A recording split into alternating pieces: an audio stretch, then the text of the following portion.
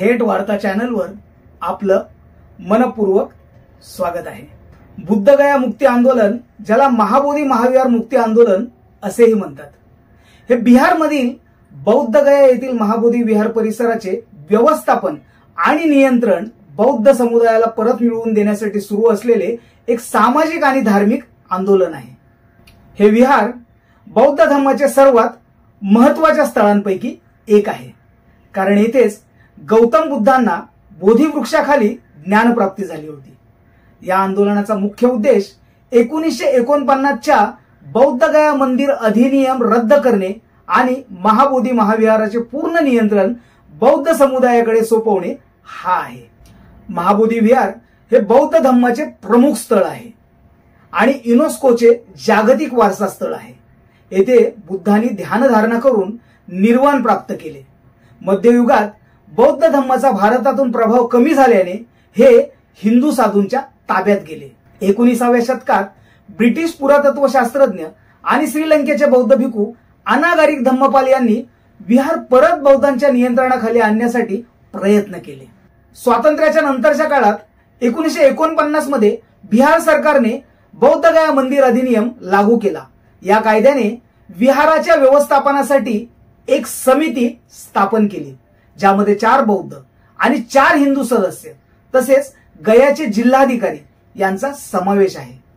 या कायद्यामुळे विहाराचे नियंत्रण पूर्णपणे बौद्ध समुदायाकडे न जाता हिंदू बौद्ध संयुक्त समितीच्या हाती गेले, ज्याला बौद्ध समुदाय अन्यायकारक मानतो।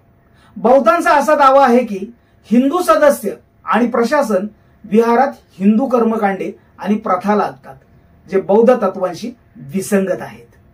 बौद्ध समुदायाला या विहाराचे पूर्ण धार्मिक आणि प्रशासकीय नियंत्रण हवे आहे, जेणेकरून ते बौद्ध तत्वांनुसार विहार चालवू शकतील। विहार परिसरात हिंदू कर्मकांडे, मूर्तीपूजा आणि इतर प्रथा केल्या जातात, ज्याला बौद्ध समुदाय बौद्ध धर्माच्या मूळ तत्वांविरुद्ध मानतो। आंदोलनकर्त्यांचा असा दावा आहे की हा कायदा भारतीय संविधानाच्या अनुच्छेद 26चा भंग करतो, जो प्रत्येक समुदायाला आपल्या धार्मिक स्थळाचे व्यवस्थापन करण्याचा अधिकार देतो। बौद्ध समुदायाचा असा विश्वास आहे की विहारावर ब्राह्मणवादी प्रभावाने दीर्घकाळ कब्जा केला आहे, ज्यामुळे बौद्धांचा हक्क हिरावला गेला आहे। हे आंदोलन बौद्ध भिक्खू, सामाजिक कार्यकर्ते आणि बौद्ध समुदायातील सदस्यांनी पुढे नेले आहे। यामध्ये भारतातील बौद्ध तसेच श्रीलंका, थायलंड, म्यानमार, जपान आणि इतर देशातील बौद्धांचा सहभाग आहे। Doctor B.R. आंबेडकर यांच्या अनुयायांनी या आंदोलनाला मोठ्या प्रमाणात पाठिंबा दिला आहे। प्रमुख नेते आणि संघटना जसे की ऑल इंडिया भिक्खू संघ आणि इतर बौद्ध संस्था या आंदोलनात सक्रिय आहेत। आंदोलनात शांततामय निदर्शने, उपोषणे, मोर्चे आणि धरणे यांचा समावेश आहे। बौद्ध भिक्खूंनी बौद्ध गया येथे दीर्घकाळ उपोषण केली आहेत। आंदोलनकर्त्यांनी 1949चा कायदा रद्द करण्यासाठी सर्वोच्च न्यायालयात याचिका दाखल केल्या आहेत। सोशल मीडियावर #RePel_BTech1949 आणि #महाबोधी_महाविहार_मुक्ती_आंदोलन यासारख्या हॅशटॅगद्वारे जागरूकता निर्माण केली जात आहे। आंतरराष्ट्रीय बौद्ध समुदायानेही याला पाठिंबा दर्शवला आहे, ज्यामुळे हा मुद्दा जागतिक स्तरावर पोहोचला आहे।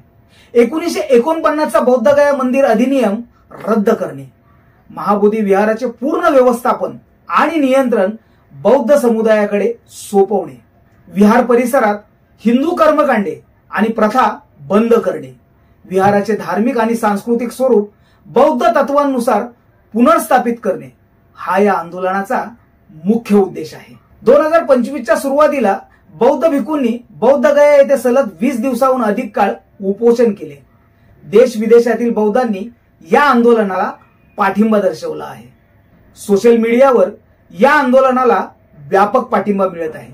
अनेकांनी सरकार आणि माध्यमांच्या उदासीनतेवर टीका केली आहे। आंदोलनकर्त्यांचा आरोप आहे की मुख्य प्रवाहातील माध्यमे या आंदोलनाला पुरेसे कव्हरेज देत नाहीत, ज्यामुळे हा मुद्दा राष्ट्रीय स्तरावर चर्चेत येत नाही। आतापर्यंत सरकारने या आंदोलनाला ठोस प्रतिसाद दिलेला नाही, ज्यामुळे आंदोलनकर्त्यामध्ये असंतोष वाढत आहे। हे आंदोलन भारतातील बौद्ध आणि इतर समुदायांना एकत्र आणत आहे। विशेषतः आंबेडकरवादी चळवळीच्या अनुयायांना यामुळे प्रेरणा मिळत आहे। काही आंदोलनकर्त्यांचा असाही दावा आहे की बिहारवरील ब्राह्मणवादी प्रभाव हा बौद्ध समुदायावरील ऐतिहासिक अन्यायाचा एक भाग आहे।